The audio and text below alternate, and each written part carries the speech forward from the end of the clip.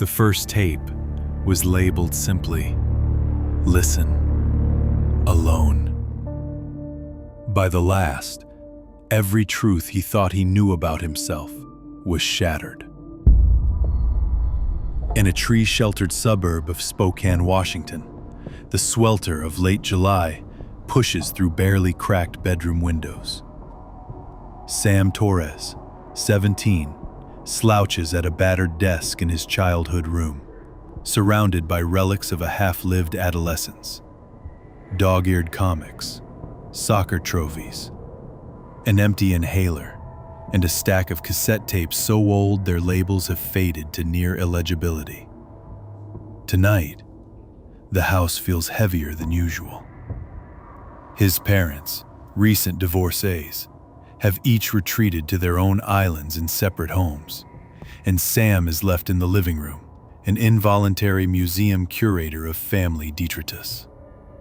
Most of his friends are away for the summer, and Sam has spent days rummaging through closets, looking for something, anything, that feels truly his. That's when he finds the shoebox, nestled behind piles of dull tax forms and love letters from the 1980s. The box is cheap, cardboard, and plain. Inside sit 13 cassette tapes, neatly stacked with a slip of paper on top. For Sam, when you're ready. The handwriting is familiar, looping yet sharp, the unmistakable script of his older brother, Danny. Sam's heart twinges.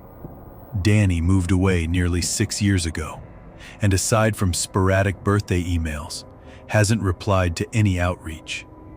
He was always the family's golden child, valedictorian, varsity everything, city debate champ.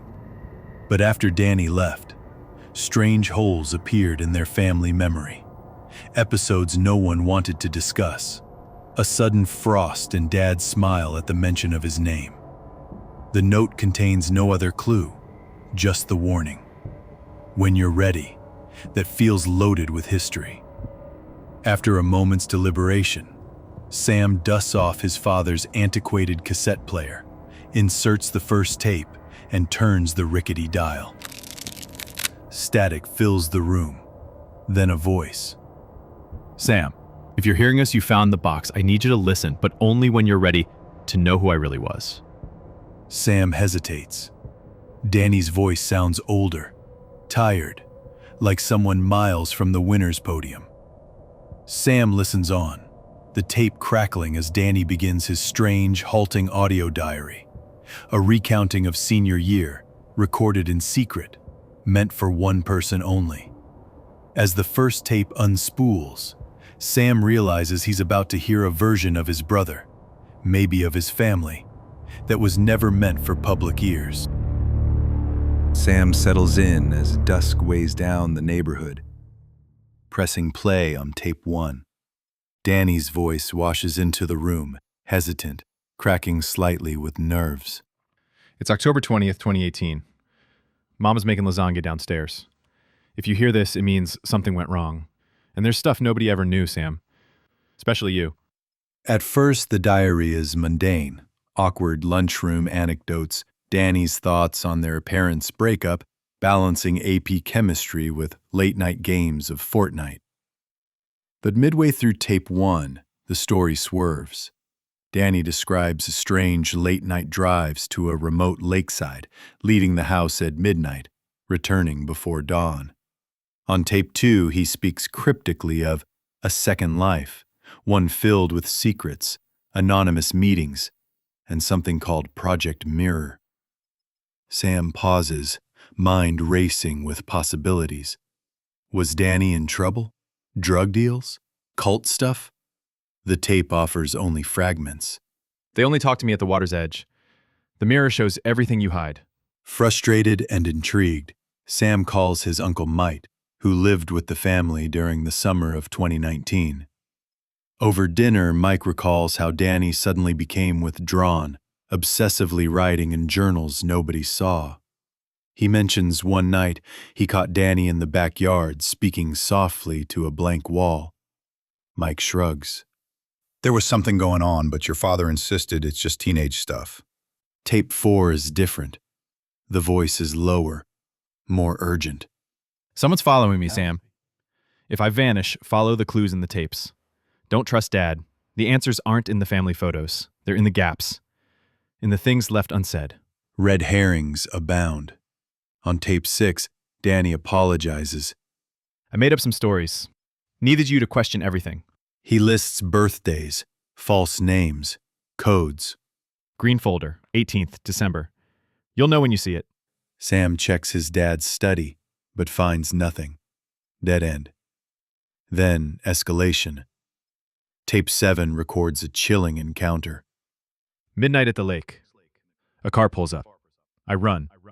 The tires screech. Someone yells. Can't make it out. In the silence, Sam notices faint background sounds. A dog barking. Rain on water. He scans neighborhood records. The only dog nearby was the Turner's German Shepherd, known to bark at strangers and cars. In local police logs for October 2018, there's a brief mention. Suspicious activity reported. Child seen running along Drowner's Lake Road. Sam listens to these clues with mounting dread. The stakes shift from teenage angst to something deeper. I took something from them, Sam. That's why they want me gone. Danny's tapes reveal he'd accessed family bank records, uncovered secret payments tied to a cryptic Mr. K. Look for the receipt tucked in Dad's copy of The Great Gatsby. Sam, hands trembling, finds the receipt just as Danny described, a bank withdrawal for $700 dated November 3, 2018, signed not by Dad, but by Danny himself. Tension peaks again. On tape 9, Danny describes feeling watched at school. Miss Harrow knows too much. She tried to warn me. Listen, everyone you trust can be part of the mirror. Sam visits Miss Harrow, who quietly tells him, Danny was a smart boy. The project was real, but nobody wanted to believe his version. Danny's words grow steadily more desperate on later tapes. Sam, by now you've probably figured out I wasn't who you thought. Nobody was. Not Dad, not Mom, not even you. Sam's internal dialogue swirls. Is Danny losing touch? Is there a hidden world beneath the surface? Are these tapes a psychological time capsule or a desperate call for help? He replays moments from their shared childhood. Danny, always the protector, suddenly helpless and cryptic. At one point, Danny says, If you want the truth about Project Mirror, you'll have to face what we all hid. Listen again, not to the words but the silences. Sam sits in his childhood room, the tapes physically heavy in his hands.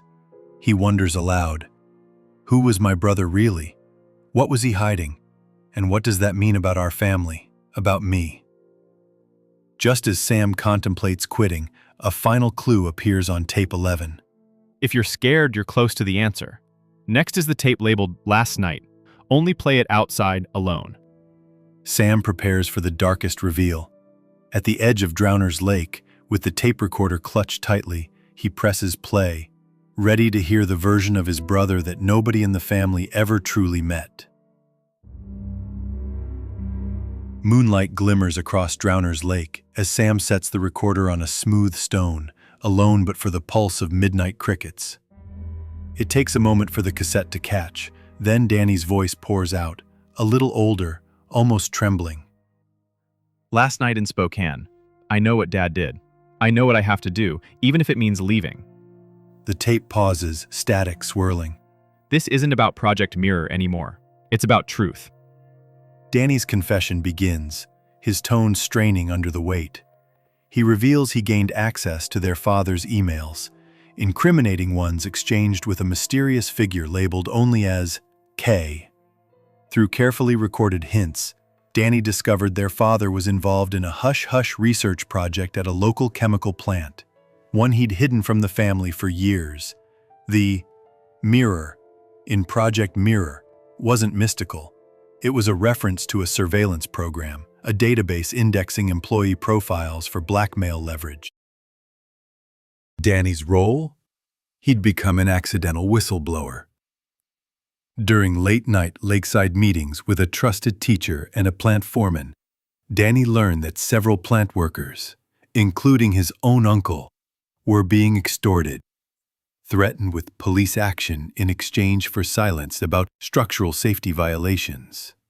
The tapes Danny left are his insurance, a trail of evidence just in case. Suddenly, Danny's voice falters. Dad's secrets aren't just his. They touch Mom, me, even you, Sam. I needed you to understand. Sometimes family keeps things locked away to protect itself. But the cost is never small. On the tape, Danny describes the night he disappeared. That car at the lake was Kay's. I had to run.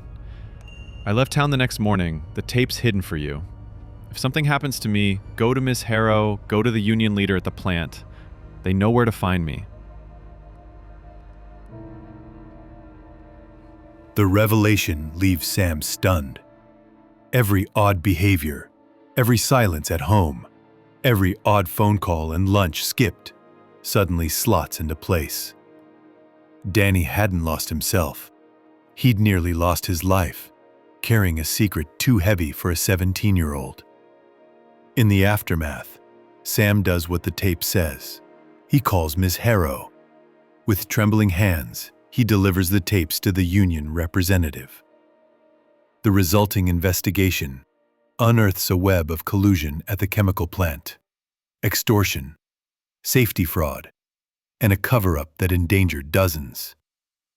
Danny, eventually found in Portland, testifies anonymously via affidavit. The town's headlines explode. Whistleblowers' tapes reveal plant cover-up. Spokane Chronicle, January 2020. Several executives resign. The plant undergoes federal inspection.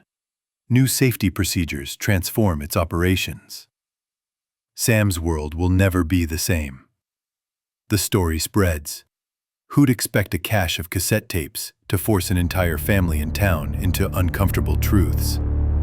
Don't forget to subscribe to Real Mystery Reports for more strange, dark, and profoundly human stories. New true mysteries every day.